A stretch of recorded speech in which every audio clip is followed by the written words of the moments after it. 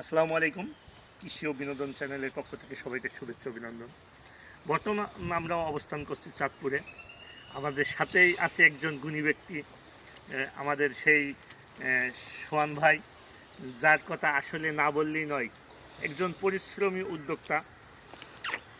তিনার কাছে এমন কোনো সাইট্রাসের ভ্যারাইটি সংগ্রহশালায় নেই তিনার কাছে।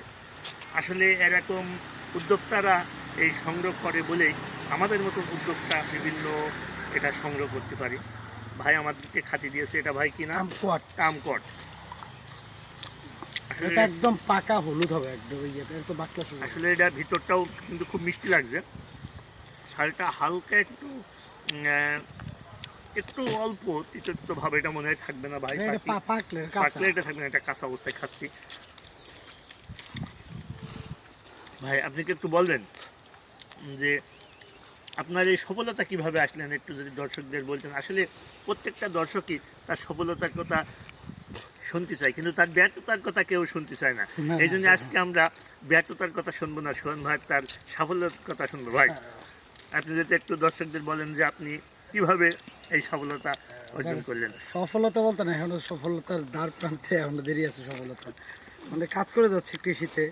এটা হচ্ছে নতুন এই যে সাইট্রাসের ভ্যারাইটিগুলো আমাদের কাছে তো 150 রকম শুধু সাইট্রাসের ভ্যারাইটি আছে। এগুলো আছে আমাদের ইটালি প্রবাসী বড় ভাই আছে, সবগুলো জাতি উনি ইটালি থেকে পাঠাই। এটা কিন্তু আমাদের চাঁদপুরে ইউরো বাংলা এগ্রো, যারা আমরা আসলে বাংলাদেশে নতুন ভ্যারাইটি ফল নিয়ে কাজ করি।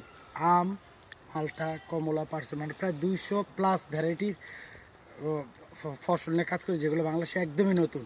এগুলো জাত যদি সফল হয় সেক্ষেত্রে মার্কেট সার্ভিস। যে কামকটটা খাইছেন, কামকটটা কিন্তু এখনও সফল জাত না আমাদের কাছে।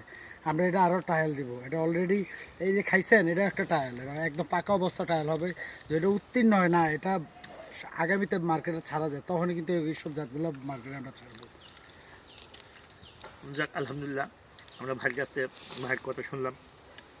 ঠিক আছে, আমরা ভাইয়ের এই প্রজেক্টটা আমরা ঘুরে ঘুরে দেখবো, ভাইয়ের এখানে সংগ্রহশালায় কী আছে। সবাইকে ধন্যবাদ।